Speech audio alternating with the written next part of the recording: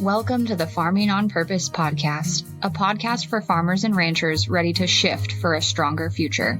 Today's challenges in agriculture are new, but the grit and determination required to be successful are not. On the Farming on Purpose podcast, you'll hear how producers of all sizes and practices are moving mountains for things they believe in, all in the name of an industry that keeps growing and innovating for a stronger food system and stronger farm families.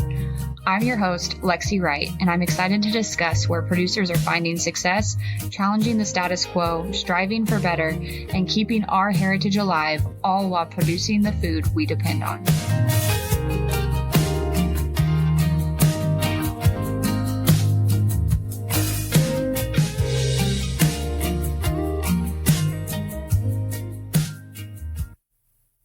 Welcome back to Farming on Purpose. Today I have Ben Brown with me. Ben and I went to college together at K-State, and I was reading through some of his publications that he's been working on at the University of Missouri. One of them in particular popped out to me, Ben, that I have to call you out for. It's not exactly the topic I thought it was going to be, but I saw that it was like the true price of a free lunch. And I immediately thought of the ag policy professor that Ben and I had together at K-State, who always said there is no free lunch. So I had to click on that article. It was a little clickbait for me because I was like, oh no, is he contradicting Dr. Flinchbaugh? But it was actually about truly the cost of a free lunch. But Ben is an ag economist at the University of Missouri doing some really interesting work and research. And I'm so excited to have you here today, Ben, to chat about the things that producers need to be aware of on food and farm policy. So do you want to tell us just a little bit about your farm and ag background and what you do now? Absolutely. And thanks for having me on. I'm looking forward to this. I have been looking forward to this ever since you approached me about doing this. I promise I won't tell any embarrassing college stories. I can handle myself, I think, in that. Yeah. So I don't know if I'll make the same promise. Yeah. Oh, man. Maybe I overplayed my hand. So anyways, I grew up on a farm in West Central Missouri. Bates County is my home, and was very blessed to have just a wonderful family to kind of help guide me through that stage of my life and kind of teach me a lot of practical skills that in a lot of ways, like I still use in other areas of my life today. And I'm sure that's very similar to a lot of young ag professionals. We find ways to use those values and skill sets wherever we can. So my undergrad's from Kansas State, as you mentioned. I have grad degrees from the University of Missouri, spent a little time at Ohio State on faculty there, and then had the opportunity to come home and work for my home state institution. I've been here about 3 years. I'm an extension specialist and researcher. My area of focus is really in commodity markets, commodity policy. So most of the safety net policies that row crop producers think of, so Title I commodities, and then also the crop insurance title, and then farm finance. That's kind of the third thing that I do when I have time, which is kind of a joke. I do teach our farm management class at Mizzou. I love my students. I have 90 of them, so it's a lot of fun. It keeps me pretty busy. So that's awesome. It's so cool to see you stepping into your own there and getting to deal in these topics every day. It's stuff that I'm really interested in, but don't get to talk about or think about every day like you do. So I'm excited to learn and hear what's going on lately. So diving right in, let's start with the elephant in the room. The ag economy that we're seeing going on right now is a little bit troubling to a lot of people. Can you tell us a little bit of the background, maybe of kind of why we're seeing these conditions or things that have led to these conditions and what you think of them? Absolutely. So, I'm gonna go back to my college days here for just a second. I remember taking freshman level agriculture economics with Brian Shirley, and he, like one of the first days of class in 2020, so that had been 2011, the fall of 2011. He talked about how this was going to be a really challenging time for young producers to return back to production agriculture.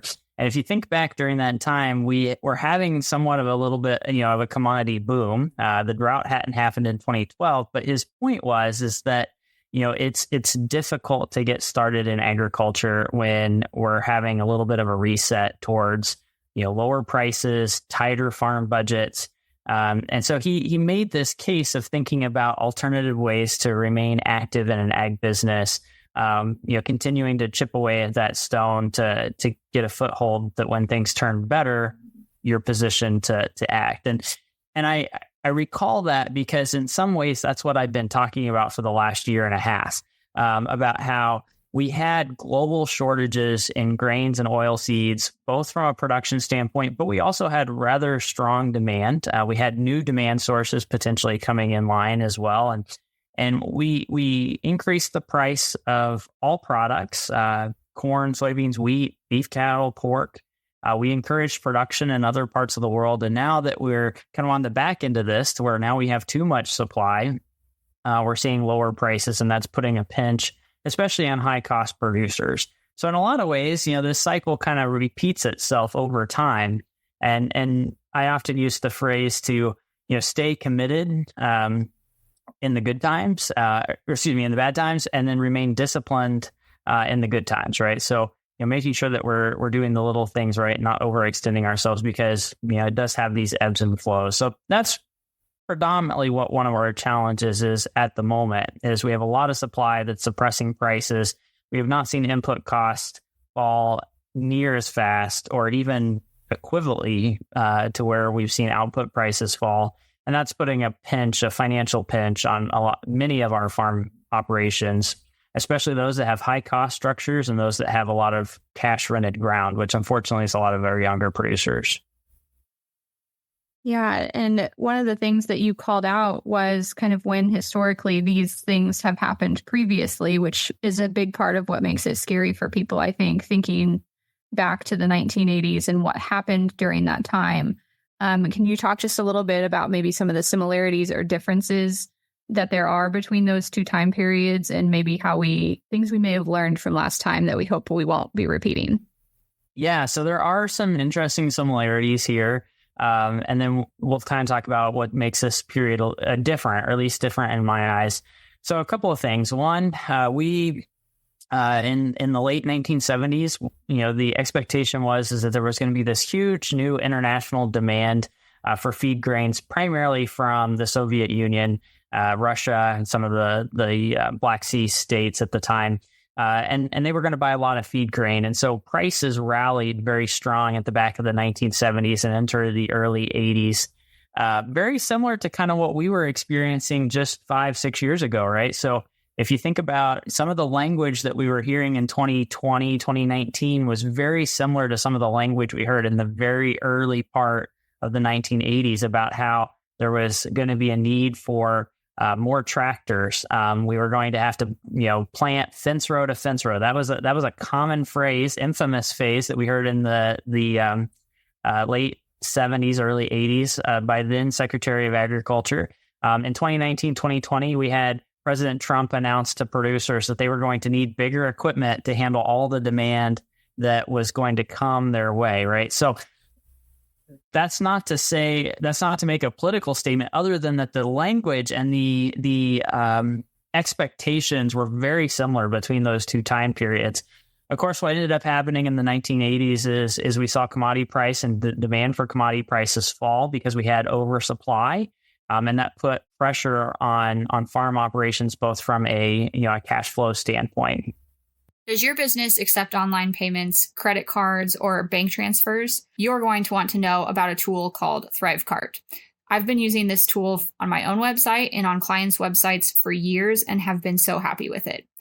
ThriveCart is a software tool you can use to design online checkouts with every option you can dream up.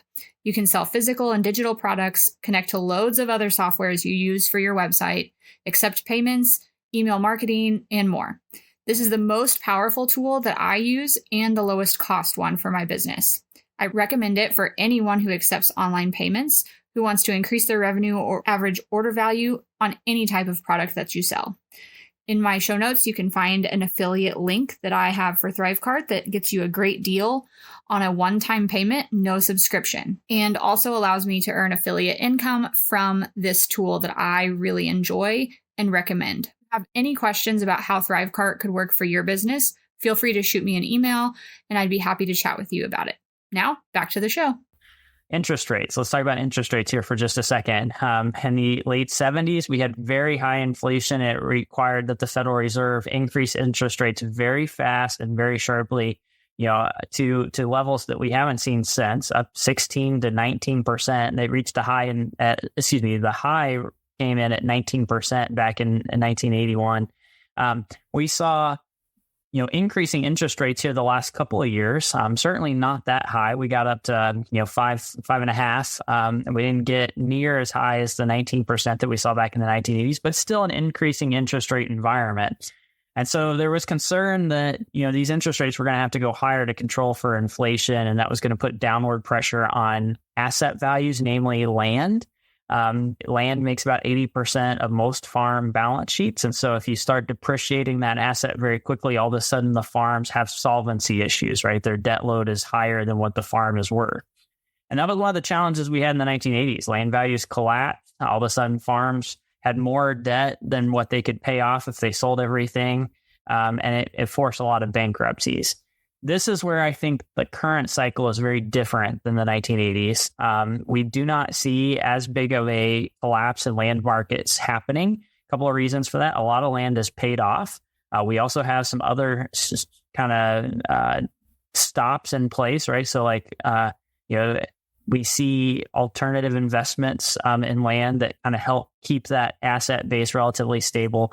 And then the other thing is a lot of our land is on fixed interest rates rather than variable interest rates. And so even if the interest price goes up, that doesn't mean that land as a whole is seeing higher interest rates because it might be under a fixed rate policy. And we have a lot more of that today than what we did then. So that's my long-winded answer. That was probably way more than you wanted, Lexi, but it's just a simple way of saying that there have been similarities between these two periods. Oversupply, pressure on asset markets. But at the same time, we've got a couple of things that at least keep me somewhat grounded that we're not going to see a huge financial collapse within the ag sector. Yeah, and I think you said it very succinctly. When I hear people talk about it, a lot of times that fear of what it's going to look like or what could happen kind of shades their conversation. And it's nice to hear just like, here's the facts, here's what we've seen, here's what is different this time, or here's what's similar this time without that kind of underlying tone, because it makes the picture feel a lot clearer. And that's what I love about talking to people in Ag Econ, because you guys do such a good job of bringing the picture full circle. Like when you were talking there just a moment ago about demand, especially like worldwide demand for commodity products, and how that impacts just an individual farmer. It's such a good reminder that agriculture is not confined to what we do on our farm and in our community. It is impacted immensely by what goes on in the world. That can feel a little bit overwhelming at times. So do you have any advice for producers who are seeking to become more informed about some of these things that impact what they're doing on their farm and how to balance figuring out what their next steps are without getting overwhelmed by all of the information? This is an excellent question. And in a way, it's something I think about often, not only for my producers that I work with, but also for myself. There is an unlimited amount of information and things that I could even sit down and learn, right? And it's finding this balance of recognizing, at what point do I have all the information that I need to make a decision versus that extra article I could read that maybe kind of gives me confirmation bias, right? Like, do I need to spend that time? And I think that's where we struggle a lot in agriculture is there's so much information out there and we haven't been good at teaching how to make decisions and how to be intentional in our decision making. And so I'll give you an example about grain marketing, right? There's a lot of emotion wrapped around grain marketing about, hey, can I read this article that tells me, what the future direction of basis prices is going to be, or futures prices for my corn or soybeans that I still have left to sell, right? And then reading an article that maybe isn't as rosy, and you just keep going until you try to formulate your own opinion. To me, like that just creates more stress and anxiety on me as a producer, as a marketer of my family's grain. what I like doing is I like having a plan, a written down plan that I can look at, and I know why I'm making those decisions. And even if things go wrong, or if they go opposite what I had hoped for, wanted for, anticipated, I at least know that when I decided that and I wrote that plan down, I had a reason for that decision, right? And I think that takes a little bit of stress off this decision. Now, of course, like this is different for every farm, but for us, like we look at seasonality to see, hey, when do we tend to have the highest price? And I put some dates that are easy for me to remember for grain marketing. There's nothing scientific about those dates. They're literally my birthday, my sister's birthday, my mom and dad's wedding anniversary, and a few other dates that are easy to remember. And I just know that if I get to those dates and I haven't been making sales on corn and soybeans, that it's time, right? It encourages me to do something. And when I get to the end of the year, I look and see, okay, how did I do? And again, it's that intentionality of I know why I was doing that. I had it written down, and it's taking some of that pressure off my shoulders to really learn and find everything out and absorb all that information when I just don't have time to do everything, right? And so that's kind of my roundabout way, Lexi, of saying that there's so much information out there. And so you got to pick and choose and come up with ways that help alleviate some stress. I think that's really great advice, and making that more of an incremental decision instead of like, well, it's all or nothing right now it can really make you feel like you have more control, even if you really don't. You feel more secure in that decision of like, well, this is the decision I'm making for now. I may make another decision in another 2 months, but this is the one that I'm making now, and this is why I'm making it. So I think that's great advice. I'm curious to know more about your class that you teach and some of the things that you focus on preparing and investing into those students so that they can be well educated as they enter the industry. It's easy to see a lot of your professors had a big impact on you. What are some of the nuggets that you hope to be passing on to your students? Yeah, so great question. We cover a lot of ground in a very short amount of time.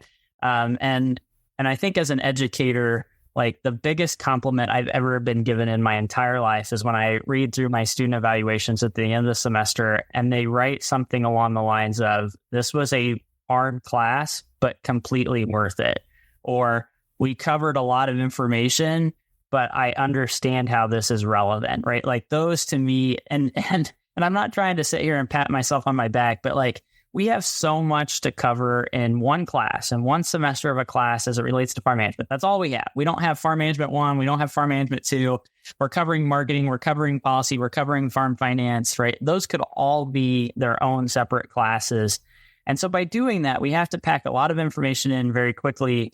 And we have to make sure that it's relevant. So I don't give anything that's not relevant. And we, like I said, we go through a whole spectrum. We cover how do you negotiate land leases?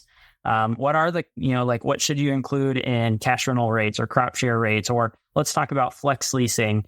How do you go about negotiating and being a good negotiator to your, to the other party that's on the other end of that transaction? We go through farm finances. What's liquidity? What's solvency? How do we measure profitability? How do we think about asset management? How do we think about capital budgeting in terms of buying assets?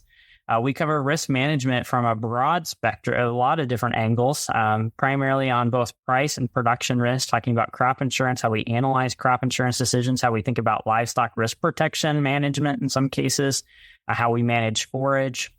We go through enterprise budgeting, how to do sensitivity analysis around that. We go through government farm programs. We go through labor management, how to train, how to attract, how to fire, how to discipline potential employees.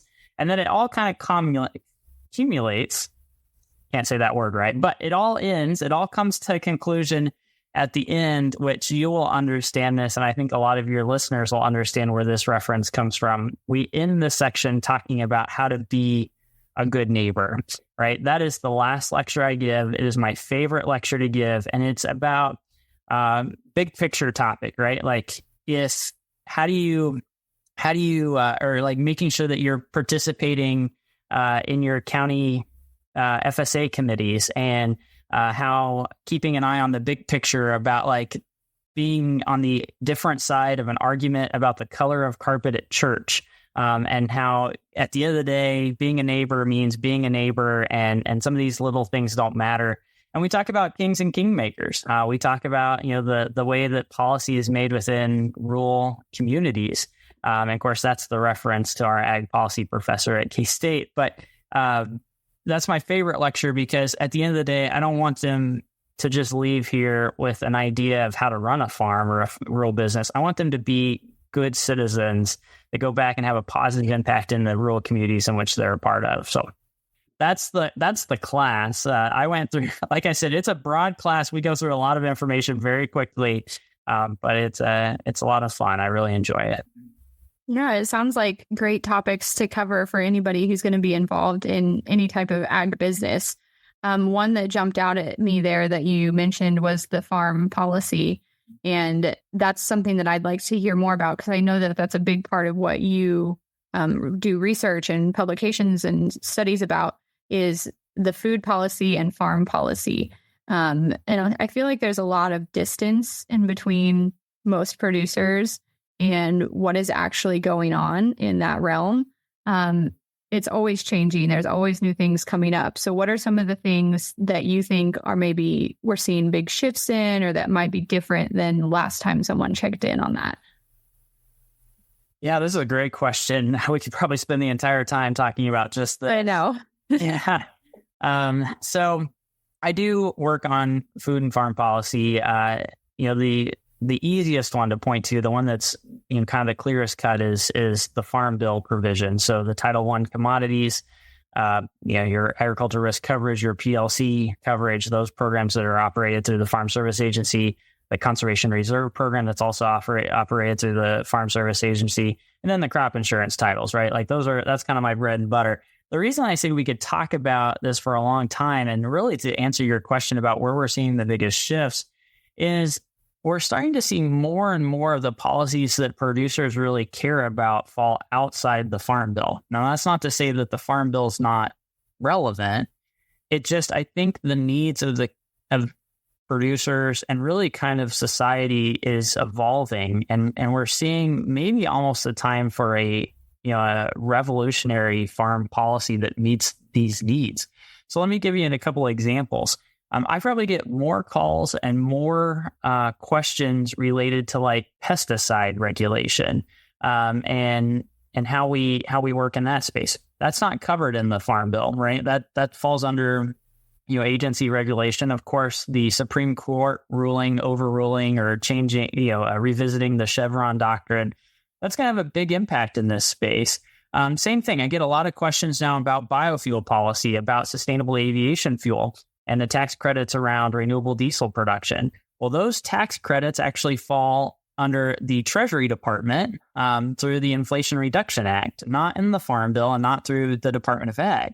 So there again, there's another provision that's hot on people's minds, but isn't necessarily covered in the Farm Bill. And then, gosh, we could keep going. I keep thinking of other things, but I'll throw out another one, trade policy, right? So trade policy has kind of become a revisited topic, probably the last, I'm going to say 8 years. We could even say 10, 15. But really, trade policy is becoming a big part of the farm policy makeup. And it's, we have a trade title in the Farm Bill, but it's not the same thing as what we're seeing covered right now in ag policy circles. So if I had to summarize everything I just said, Lexi, to answer your question about where we're seeing the biggest shifts, is that we're seeing more and more interest in policies set outside the traditional legislative process rather than within it. I like the context you give there, because I think it helps us understand exactly what you mean by that. And that's another part of why it feels a little overwhelming to try to keep up with this stuff, because it used to be the Farm Bill, which happened on a known cycle, and you kind of knew when to be watching for some of those issues coming up. And then now there's a lot of things that are indirectly related that we have to be paying attention to all the time. So I appreciate those examples. I think with the other thing I'm curious with some of these shifts that we're seeing, and it kind of goes back to your original comment from Dr. Shirley about how it's challenging to get involved in agriculture or get started during times like these when so many things are going on and we're seeing these kind of shifts in pricing. We're starting to see a lot of more beginning farmers getting started with kind of diverse options, specialty crops, niche markets, direct to consumer. And a lot of the people who listen to this podcast fall into those categories. So they kind of feel like the things that are being discussed in these policy discussions aren't even relevant to them. Can you help us understand how we can spot things that are relevant and how maybe some of these big issues do impact us? Yeah, no, I understand fully how this kind of seems to not be relevant to young producers, because in some ways that's exactly what's happening, right? There's always concern and always interest about young and beginning farmers. So I'll give you an example. In the commodity title of the Farm Bill, there are these agriculture risk coverage program and price loss coverage programs. They're paid out not on planted acres, but on historical base acres. Now, the reason for this was both, one, budgetary, to make sure that the bill was affordable, and then two, to disincentivize new production coming into the system just based on government program payments, right? So that was kind of the idea behind it back 30 years ago, 25 years ago. One of the challenges, and the reason I bring this up in relation to this young and beginning farmer conversation, is a lot of young and beginning farmers who are, cash strapped, right? So we would call them heavily leveraged or, short on liquidity. They're the ones that are renting ground that doesn't have these base acres tied to it. They're the ones most susceptible to, if we had a shortfall in revenue, they would hit them hardest, right? But then they don't have base acres. And so when we talk about this federal safety net, they don't have it, right? There's not base acres, so they don't get to participate in the process. The current Farm Bill debate, at least in one chamber, is trying to add historical base, about 30 million acres of historical base acres, and then prioritizing that historical base update or that base acre update to young and beginning farmers. All right, so there's one area where they are trying, and we'll see what happens. This is kind of like in the past, these things have been attempted, and then when it came down to coming up with the budget, they were some of the first things to go when the budget got tight, or when the federal, when all the negotiators were in the same room, they were trying to decide what to spend Farm Bill money on. So that is a challenge. Crop insurance, there are other issues with crop insurance too, namely, the historical yield records. Well, if you don't have historical yields, you have to participate in enterprise crop insurance policies a lot of times. And those enterprise policies, while cheap, don't pay out hardly at all. So you can suffer pretty large losses from a production standpoint before crop insurance. So I get it, right? I've lived this. I get it. I hear this all the time. I guess kind of what I'm saying is it is true, right? That some of this isn't relevant to young and beginning producers and ranchers. I'm going to go back and say, okay, what can we do, right? And I continuously am impressed at young producers, beginning producers, young producers alike, of their determination and their resiliency, that if they want to be a part of this industry and they want to live in rural America and they want to find a way to help be on the farm, that they come up with very innovative things. And I see this in my class too. I'm very impressed with some of the businesses and different things that come up. And so we talk about, how do you build that up? How do you scale that up? How do we feed that entrepreneurial spirit and creativity? We were talking about interest rates earlier. I'll give you one that's kind of popping up right now as an area that I see as a possibility. Given the labor shortage that we have, a lot of co-ops are looking for custom rate applicators across the board, custom rate, business models. A couple of years ago, used equipment got really expensive. It was really hard to even get used equipment. It was really expensive. That market has come down, right? We've seen a reset in the used equipment market to where there's actually some pretty affordable, good buys in that equipment market. Although interest rates are still high, there are programs through the Farm Service Agency, Farm Credit. A lot of commercial banks have lower interest rates for young and beginning farmers as well, to get money, ownership money, to then go out and buy used equipment, to then start custom planting, harvesting, spraying, and the like. And so that's one opportunity that I actually think is now presenting itself for producers out there that are trying to kind of grow the business or even get started. That is one avenue that I think presents itself right now. You mentioned a lot of the other specialty crop markets as well. I think those are also still there and pretty resilient. I think they have a place. The one thing I would say is marketing, right? Like building marketing skills, that relationship skills piece is highly important, and making sure that you can attract loyal customers that continue to come back to the business time and time again. That would be a skill that I would really encourage producers that are in that space. So that was a long-winded answer too. I have lots of long-winded answers, but that's how you know we're talking about good topics, right? Yeah. I think that's really great. The emphasis you put on how people are really coming up with creative solutions to get to where they want to be is, I think, like just completely what this generation of producers that's coming into agriculture is all about. They're like, you know what, we want to be here. We're going to figure out some way to make it happen. The other thing that you mentioned there is with maybe some of these folks that are focusing more on the business side versus the land ownership side, which is a lot more traditionally how we've seen agriculture go. You have the land and then you have a business because of the land. Now we're trying to see how these businesses are forming without that land asset. Do you think that's going to be cause a lot of shifts in agriculture policy? Because like you mentioned, they don't have those base acres. They don't have that asset that's making their balance sheet look so, the land be such a big part of it. How's that going to affect things? Yeah, this is another great question. In some ways, this is the history of America, or really any developed country at this point, right? You start off with a very labor-intensive economy because people need jobs. They want to work in the industry.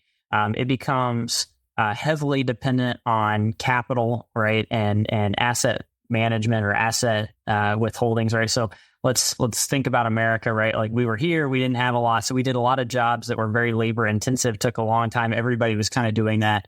Then we moved into the industrial phase where we had big warehouses, big manufacturing facilities, steel, railroads, stuff like that. Then we kind of moved into, a softer form of that economy. And then we've moved now as a country into a service-oriented economy to where most of the businesses, I'm not talking about agriculture, but most of the businesses in the broader economy, you don't have to have a huge building. You don't even have to have, nowadays with internet, you don't even have to have an office building for your employees to work in. You give them a stipend maybe to work from home. You provide them a computer with internet. And we provide services. University is an example of this, right? Like university has lots of assets of buildings and things like that, but we're finding new ways to educate people distant, in a distance setting, right? So, this is kind of the history of an economy. And I think we're seeing that same thing a little bit in agriculture, right? To where, yes, there is a huge sector of this industry still today that is heavily dependent on that asset base, having land, having equipment, having capital, right? Very dependent. But there are very good jobs, and there are well-paying jobs with flexible hours and the ability to be done remotely that don't require hardly any assets, right? And most of those fall in the service sector, right? Financial management, labor management. There's whole industries right now trying to help people, with just H-2A visa forms, right? And industries are built around that. We see legal, we see accounting, we see grain marketing services and advisors, financial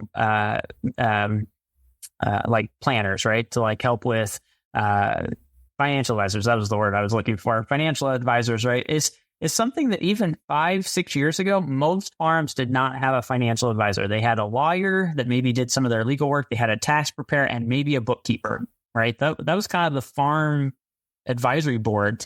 More and more farms now have a financial advisor to help them with some of those management decisions as well. And a lot of those are people that are working on farm or part-time on farm or,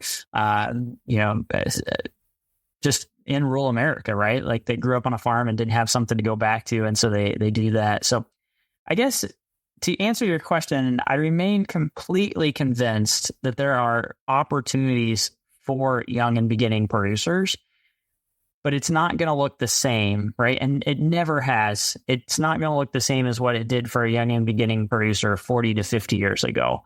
because our economy just continues to evolve and we find new ways to meet, the future demand. So that's just my long way of saying the industry is evolving away from that capital management, even though like the vision that we have of production agriculture from 40 years ago was very, asset driven. There's other ways to do that today. There absolutely is. And I think that it's really neat to hear from an economical perspective and a historical perspective that we've seen this before. It's not something that's like revolutionary and new. It's been this constant evolution of things, and we constantly are trying to transform how our businesses work to meet that and stay profitable. I think that makes it feel a lot better, just knowing that it's a constant progression. It's not suddenly like, oh no, agriculture is different now and we have to figure this all out today. It's going to continue to change throughout our lifetime and throughout our kids' lifetimes, and we'll have the opportunity to meet those changes when they come. One thing that I wanted to ask today, and you might want to shoot me for asking, but I know you're not a fortune teller, but a few moments ago, you were talking about revolutionary policy reform. And I'm curious to know what you think some of the big headlines in that should be or could be that really set agriculture up to be successful in the next generation. Yeah, well, so we learned in college, right, that should is a value judgment. So that can be taken by whoever is listening as however they want to interpret that. But so this whole conversation, right, like the industry is changing and has changed, right? It's always in this state of flux, and to think that it's not changing is wrong, right? It is, right? We have tractors and we have equipment where we used to have horses and ox and stuff like that. And so it's always changing. And I think that policy will change as well. So the policy that we have in place now is really, so the federal policy is really policy that we had in 2014, which was really just a small adaptation of what we had in 2008. So we're getting pretty close to 20 years of the same policy. And the industry is not the same today as what it was 20 years ago. We have new things that are being presented to producers related to autonomous tractors and AI and internet, satellite internet, and stuff like that provides a variety of needs and kind of wants by the industry. We're also seeing, you and I talked a little bit about how we're commoditizing some of our sectors, right? So instead of growing corn and taking it to having 3 elevators to take it to, and they're all going to take U.S. yellow 2 number corn, and it's all going to be relatively the same price.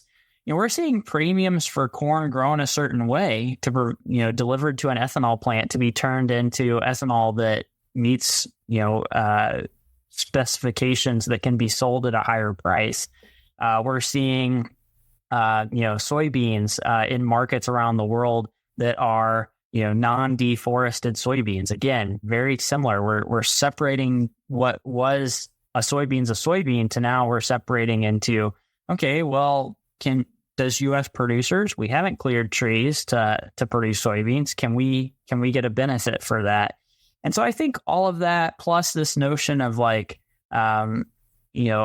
this entrepreneurship that's happening within the industry right now, I think all of that has a role to play in future policy and will be, potentially talked about for a while. I don't know if it's going to be this cycle. We're already behind. We're already a year behind on policy updates for this go around. And I don't think it's going to be included in the bill that gets passed this year, next year, 2 years or whatever. But, maybe 5-10 years from now, we could be talking about something that looks very different than what we have today. It is important to remember it all takes time, unfortunately.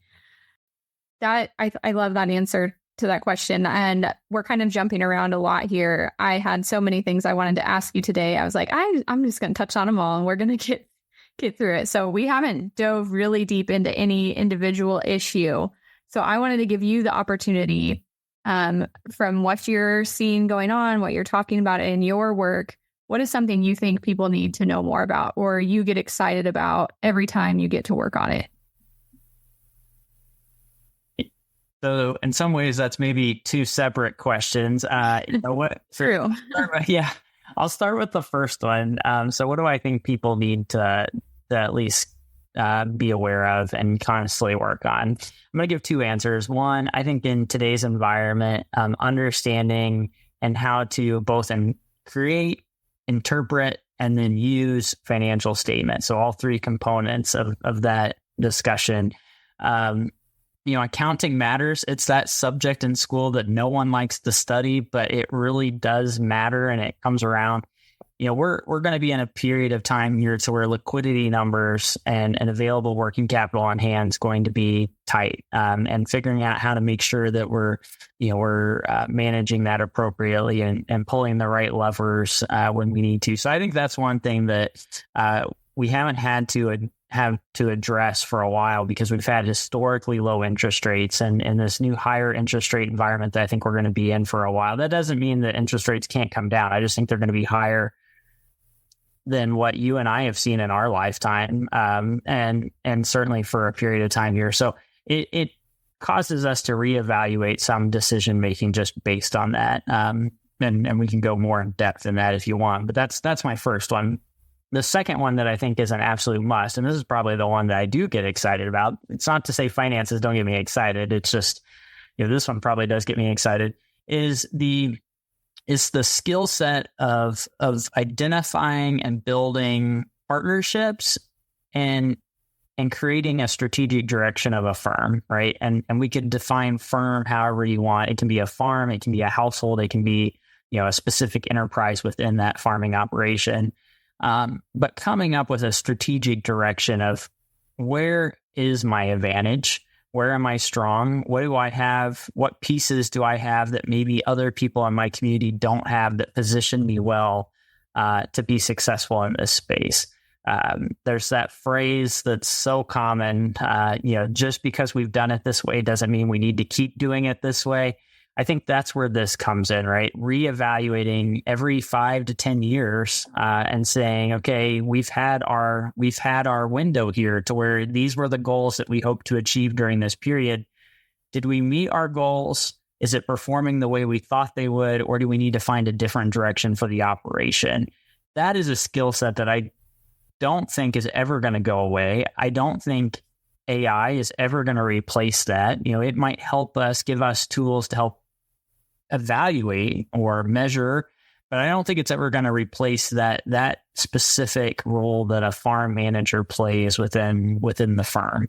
And of course, then building the partnerships, right? Our industry is becoming more connected from a value chain standpoint. And so building and maintaining partnerships, strategic alliances, I think will be a critical skill moving forward. Goes back to my whole discussion earlier about being a good neighbor.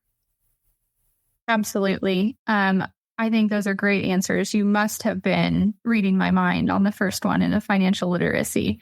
For folks who maybe haven't had as much exposure to those things that you mentioned, all three of them, as they would like, what kind of resources or things can they start checking out to learn more and help educate themselves in those areas? Absolutely. So I think for quite a few of us, university economists across the region, we've kind of seen this need coming for a while. That's not to say that we were projecting doom and gloom, although economics is kind of a dismal science. So you could say we were. But I think we've seen this coming for a little while. And so, there are quite a few resources at the universities now for financial literacy and financial kind of tune-ups, right? We've got one here at the University of Missouri. I think the University of Minnesota with the Center for Farm Financial Management, they have a really nice short course designed for producers, agribusinesses to go through, learn the different financial statements, how to build them, how to analyze them, how to tweak them. Anymore, quite a few of the farm service agencies across the state across the country require some type of financial management training. And so that's kind of helped lead some of this initiative. But there are some pretty good resources out there. Like I said, if you're a university, wherever you might be, you're a land grant institution, doesn't have quite what you're looking for, I think a lot of others are kind of filling in some of those voids as well. So there's some nice short courses. The one that we are a part of is 10 modules. You kind of go through it's self-paced, asynchronous learning type of environment. So trying to make it as flexible as possible to where you don't have to come to campus and spend, weeks on campus. You can do it at your leisure and in your own time. So. Perfect. And you may tell me I'm asking you 2 questions again, but I like to give you options. What has been your favorite story or encounter that you've had with either a student or somebody that you've worked with who you have seen put that creativity in entrepreneurship to work, either by kind of reevaluating their assets, like you said, and changing direction of their business because things had changed, or just something really cool they started from the get-go? Yeah, this is great. We do get to work with a lot of businesses, so it's always very rewarding. You hope every business starts off and is really successful. Unfortunately, not all of them do, right? Like, and we can't do it for you. It's I tell people this all the time. Like, I'm not necessarily your employee. I'm here to help give you guidance, and so you've got to do some of this work, right? Like, you got to have ownership in it, and so sometimes it just doesn't work.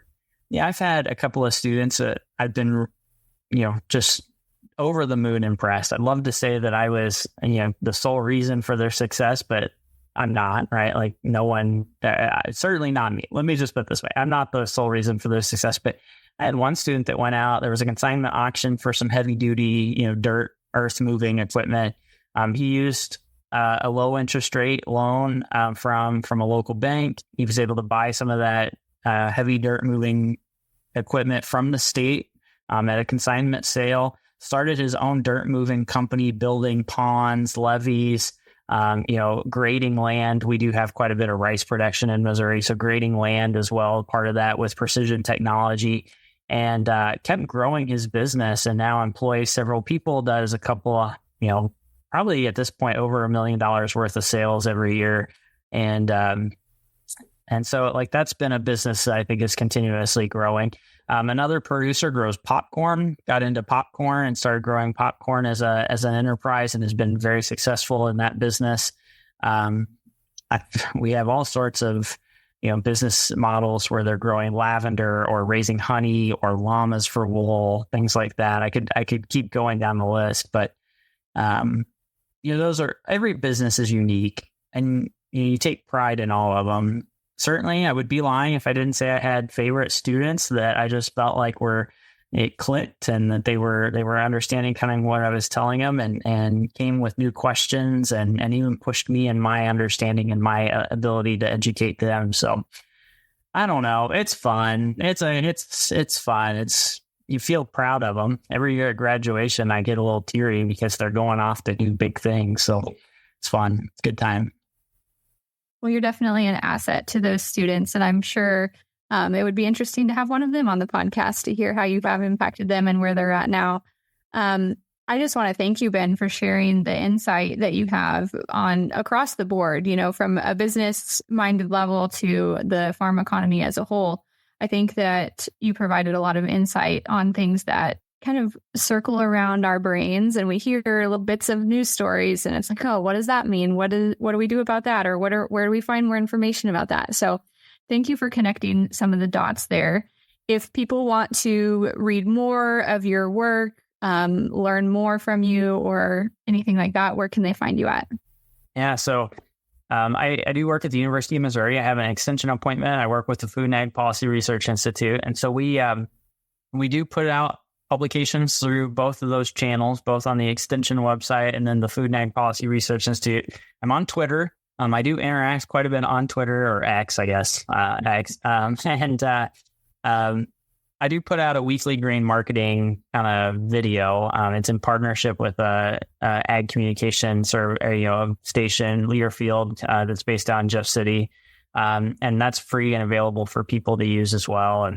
And so we try to get stuff out. I think we're still working, and certainly in this new AI environment, I'm learning all the time about how to use new tools, Power BI and workflow and stuff like that. So we're trying to get as much out as we can. So it's a big job to do.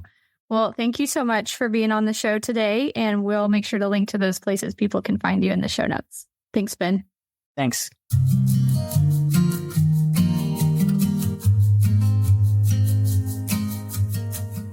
If you've enjoyed spending time with us today, please take a moment to review the podcast on Apple Podcasts or join the conversation on social media. Do you have a topic you would like to discuss or know someone with a story to share? Apply to be a guest on the podcast at farmingonpurpose.com. You can follow the host of Farming on Purpose, Lexi, on your favorite social media platforms for more content by searching for Farming on Purpose. And remember, if you look around your table and aren't inspired by the people there, it's time to find a new seat.